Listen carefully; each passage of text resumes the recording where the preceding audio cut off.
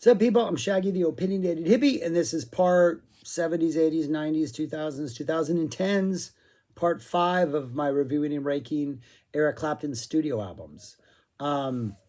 He released 4 in this decade that are Eric Clapton titled studio albums, including a Christmas album, which I normally would not include, but I'm going to include it because there's only 4. I will rank these 4, and then I will show you where these 4 fit into the entire Eric Clapton studio discography. I'll drop that at the end of the list. Not my last Clapton video. I do have a video planned of everything he collaborated on outside of Cream. So you'll get that band, Derek and the Dominoes, that he was with that guy, Dwayne Allman, that Blind Faith thing he did with that Steve Winwood guy, his collaborations in the recent decades with artists that inspired him his whole career. So I'm going to drop a video ranking all those. And then I'm going to do his live stuff. So we're not done with Clapton. But yeah, studios. How did we get to Clapton from Frank Zappa? God, I see God. Clapton said that. Those words came out of his mouth on a Frank album. Yeah, that's all I got. This wasn't a very good... He's not ending particularly strong, but then something I realized is he's kind of doing the same thing he always did on a couple of these albums. It's just the songwriting is not as inspired as it always was. So anyways, yeah, let's get on to number 4. Number 4 is Happy Christmas, a Christmas album. This came out in 2018. I think it is the most recent studio album he's put out. It's a Christmas album.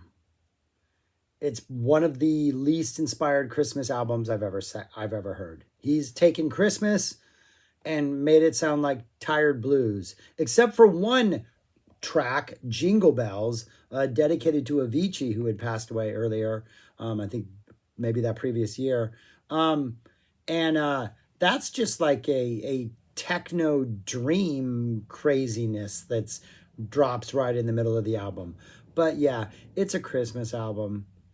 I mean, do I really have to say more? And Clapton manages to make it sound not Christmassy.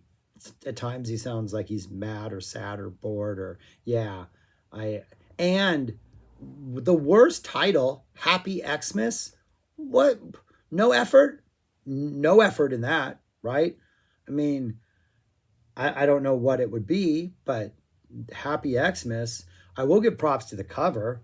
I think that might be Clapton's best cover. I don't think he has the best covers, but that cover for the win right there. But yeah, that's number 4, Happy Xmas. Number 3 is Old Sock, which came out in 2013, his 19th solo studio album. Story goes something like this.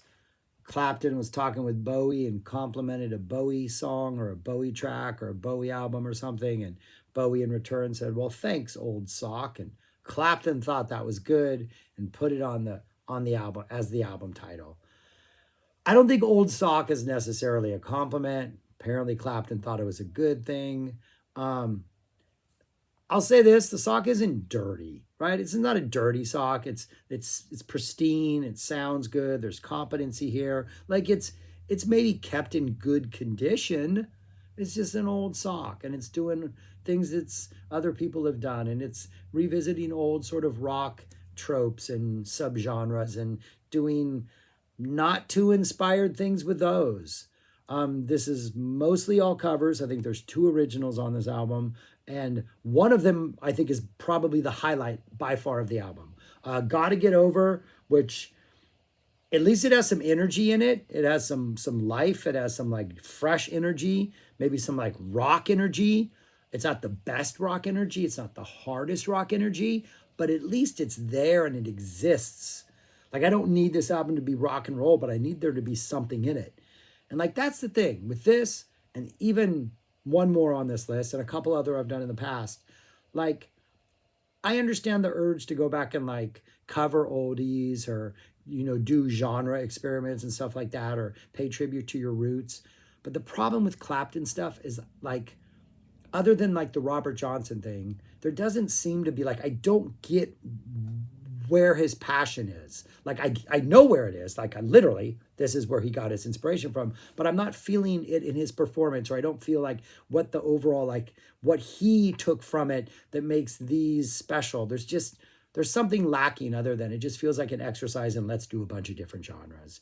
There's some reggae on here. Yes, one of them is, I think there is a Peter Tosh cover. Yeah, you're going to get reggae in a Peter Tosh cover. And that one starts off kind of cool because it starts off with like some slow pop rock type groove. And you're thinking, okay, he's not going to do reggae on a Peter Tosh cover. But then he drops into some reggae. There's some reggae and some other songs towards the back. I think including one that he wrote. Yeah, Every Little Thing, or one that's an original for this album. He didn't write it. Also has some reggae light pop 70s sound. Yeah, Goodnight Irene, he just does nothing for that. Yeah, the folks who live on the hill, just like, no way, man. This is just like way, way too chill, way too laid back, way too like, just drink a cup of coffee or something first. Like, I understand why there would be an attraction to this, but it is so chill. It is just, and it doesn't sound inspired. You have special guests. Paul McCartney is on here, right? Paul McCartney's on here, I'm pretty sure, yeah. Shaka Khan is on here. Steve Winwood is on here. I never would have realized those things if I hadn't known, because they're just on here, and I don't think they're bringing anything particularly inspiring, or Clapton's not using them in a weird way or a creative way. Yeah, this is just old sock, man. Like the title in a pejorative sense, it works. Get some new socks. Try on a pair. Just once. Yeah, that's my number 3, old sock. Number 2 is Clapton, which came out in 2010. His 18th solo studio album. And this has some moments on it. It's not a completely horrible album. It is long at an hour. I do think if you trim some of the stuff that's on here, you can get it down to a pretty solid and respectable 40 minutes. It's got some of the things that don't work for me. There's a couple songs that really go into this sort of almost like New Orleans jazz, Louis Armstrong, Cab Calloway type thing that I don't think Clapton's made out for. You got one just out of nowhere, like hard, aggressive blues song in the middle, Can't Hold Out Much Longer, that just like does not jibe with the rest of the album, just doesn't fit in. The number 1 that's on this list opens up with like a hard blues song in the beginning that kind of maybe doesn't jive with a lot of the rest of the album, but because it's the opening song, it just kind of like has a little more, I think, an overall better effect than this. There's some light acoustic blues on here, some just sort of like what Dylan is doing in recent decades, sort of playing with like old early versions of rock and roll and teasing those kind of genres. Doesn't work really well on here, but there is some stuff that is really good. The opening Traveling Alone, just really nice groove, really nice mid-tempo kind of rocker. Cass McCombs, I referenced him earlier. If you haven't checked him out, check out anything he did from like 2010 to 20. It's fantastic. But it has this Dire Straitsy, Eric Clapton 70s vibe. Traveling Alone, really, really cool, sort of a mid-tempo, bluesy, groovy rocker. The second song, Rockin' Chair, doesn't work. But then River Runs Deep, which is a J.J. Cale song, doesn't really go anywhere. But it has that river effect, kind of like Dire Straits, the river, Cross the River, where you're just like, it's just there and you're just floating, and it's kind of enjoyable and it's peaceful and it's relaxing, but you're not really going anywhere. Like the scenery doesn't change, even though you might be heading south for a couple miles. Kind of a neat little groove. There's one song on here that I actually really, really like, and maybe, oh yeah, That's No Way to Get Along. Absolutely fantastic cover. Old Robert Wilkins song. The Stones kind of did a version of this and did it as Prodigal Son. It's that song. Boom, dum, dum, boom, dum, bum. That's no way to get along. Oh, great choice of covers. Fantastic. Like, this is Eric Clapton's problem. He's just covering the wrong songs. Like, do more things like this and these albums are going to be pretty good. But that's a really good song.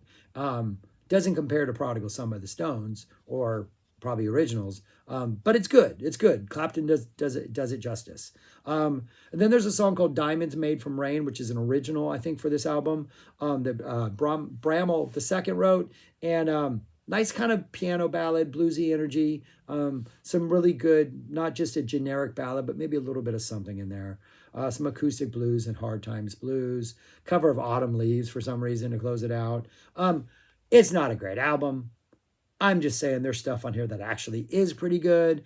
And I do think if you're just like YouTube searching for songs and you want to check out some random 2010 era Clapton song, I think Traveling Alone is worth checking out. And I think That's No Way to Get Along are worth checking out. Those are kind of some bright moments in the new millennium for Eric Clapton. But that's my number 2, Clapton. And my number 1 is I Still Do, which came out in 2016, his 20th official solo studio album. And this should be last, and I'm going to tell you why this should be last, but this has nothing to do with the music, which is why I'm not putting it last. But on one of the songs, I Will Be There, which is not one of the good songs on this album, just kind of this light, breezy, soft rock that does nothing for me. There is a credit to Angelo Misterioso.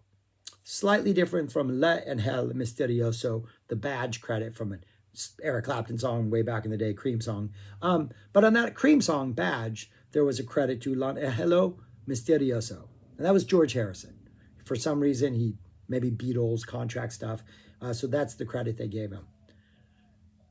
For Eric Clapton to use this again, Angelo Misterioso, and it not be George Harrison, but it to be Ed Sheeran instead, I have a problem with. And a part of me wants to like maybe